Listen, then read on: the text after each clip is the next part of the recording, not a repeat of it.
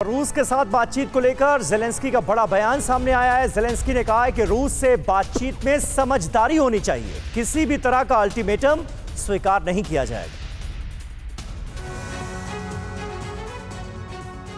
क्या रूस और यूक्रेन के बीच जंग खत्म होने वाली है? क्या यूक्रेनी राष्ट्रपति ज़ेलेंस्की रूस से समझौता करना चाहते हैं? क्या रूस के आगे यूक्रेनी फौज के हौसले ठंडे पड़ गए हैं? ये सवाल इसलिए क्योंकि अब जो खबर आई है वो इन्हीं सवालों की ओर इशारा कर रही है। रूस से बातचीत को लेकर यूक्रेन के राष्ट्रपति ज़ेलेंस्की ने पेशकश की है। ज़ेलेंस्की ने कहा कि युद्ध खत्म करने के लिए दोनों देशों के बीच बातचीत जरूरी है, लेकिन रूस से बात समझदारी से होनी चाहिए।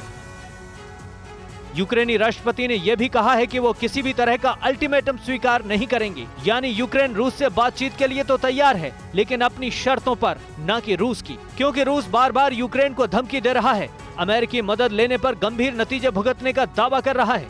युद्ध खत्म करने की कोशिश तुर्की की तरफ से भी की गई है। सोमवार को राष्ट्रपति पुतिन ने तुर्की के राष्ट्रपति रेसेप तैयप एर्दोगान से फोन पर बातचीत की, जिसमें तुर्की की तरफ से प्रस्ताव रखा गया कि अगर रूस, यूक्रेन और संयुक्त राष्ट्र मिलकर इस्तांबुल में एक बैठक आयोजित करने के लिए सहमति जताते हैं तो तुर्की एक संभावित निगरानी तंत्र की भूमिका निभा सकता है।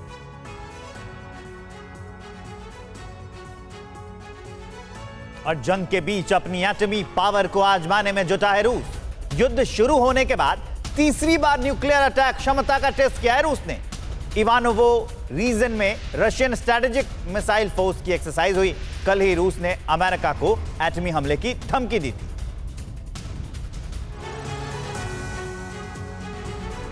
वैसे तो यूक्रेन के साथ जंग शुरू होते ही इस बात की चर्चा होने लगी थी कि पुतिन यूक्रेन पर परमाणु हमला कर सकते हैं। जंग के दौरान ही पुतिन के न्यूक्लियर सेंटर एक्टिव हो गए थे, लेकिन अब जो खबर आई है वो पूरी दुनिया को चिंता में डालने वाली है, क्योंकि पुतिन एक बार फिर से अपनी एटमी पावर को आजमाने में जुट गए हैं।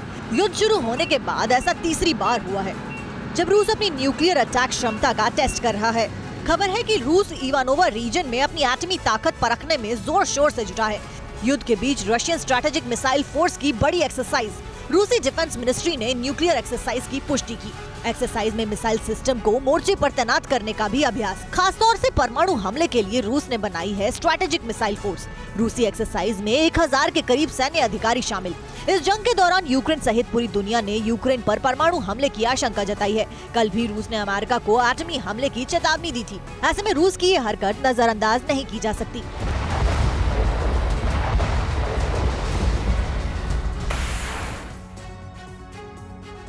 रूस और यूक्रेन जंग के बीच एटमी अटैक का खतरा बढ़ रहा है। मजबूरी में फंसकर पुतिन कर सकते हैं एटमी अटैक। पश्चिम से यूक्रेन को हथियार की सप्लाई बन सकती है वजह। रूस की हार मंजूर नहीं कर सकते हैं पुतिन। विदेशी मीडिया में जताई गई एटमी हमले की आशंका।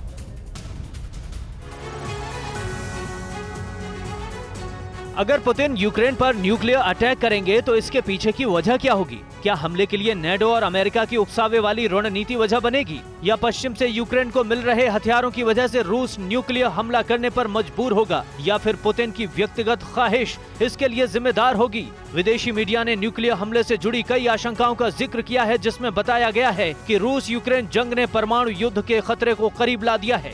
करीब 100 दिन बाद भी यूक्रेन के युद्ध में पीछे न हटने से रूस पर भारी दबाव है। पश्चिम से ज्यादा मारक हथियार यूक्रेन को मिलने से रूस हो सकता है आक्रामक। पुतिन युद्ध में हार या अपनी कुर्सी से बेदखल होना मंजूर नहीं कर सकते। पुतिन के सामने ऐसी स्थिति आई तो शायद कितना भी बड़ा फैसला ले सकते हैं। बताया यह भी जा रहा है कि खुद पुतिन इस हार को कबूल नहीं कर पाएंगे और झुंझलाहट में न्यूक्लियर हमला कर सकते हैं। बताया जा रहा है कि दूसरे विश्व युद्ध के बाद ऐसा पहली बार हुआ है जब परमाणु हमले का खतरा मंडरा रहा है। अड़ी सोमवार से शुक्रवार शाम 6 बजे सिर्फ TV9 भारतवर्ष पर।